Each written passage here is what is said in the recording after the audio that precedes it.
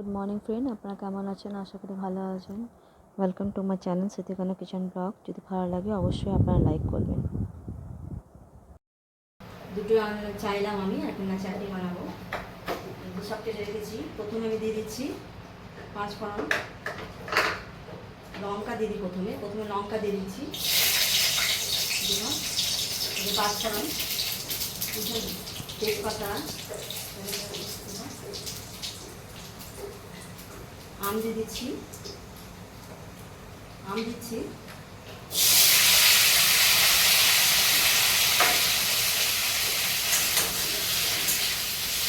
খুব সুন্দর লাগে চাটনি বানাবো। এখানে হলুদ আর লঙ্কা আর লবণ এটা দিয়ে দিচ্ছি।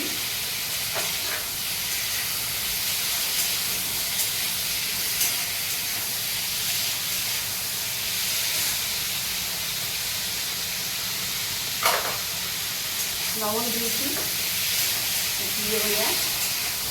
টমেটো কেটেছি, এটা দিয়ে দিচ্ছি।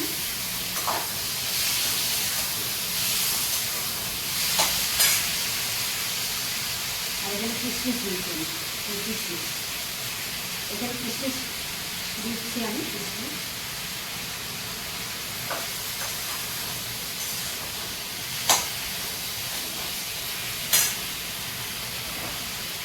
ধনে পাতা দিচ্ছি,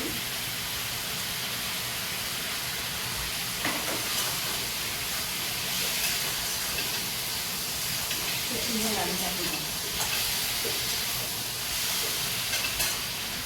চিনি দিচ্ছি,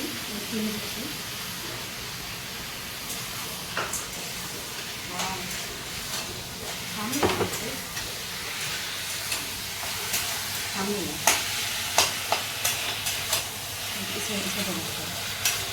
খুব সুন্দর লাগছে। অল্প আছে ঢেকে করবো আমি, করবো।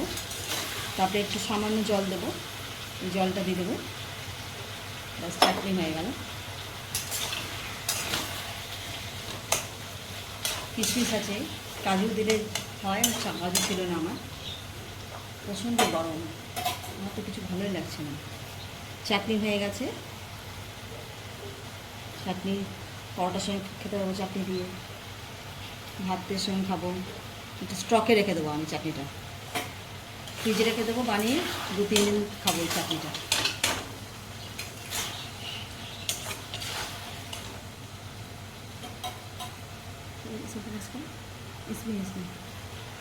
দেখুন ভালো লাগছে দেখতে। এই যে চাটনি তো একটু বয়েল হলেই হয়ে যাবে।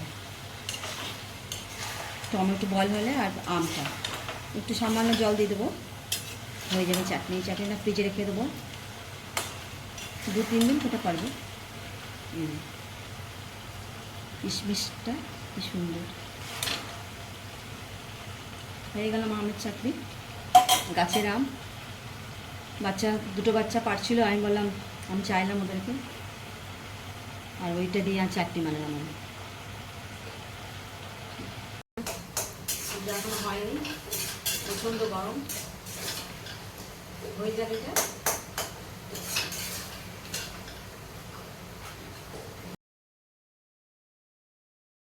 এখানে ভাত, ডাল, সবজি হয়ে গেছে, আর এখানটা আমের চাটনি হচ্ছে। আজ এটাই আমরা খাবো।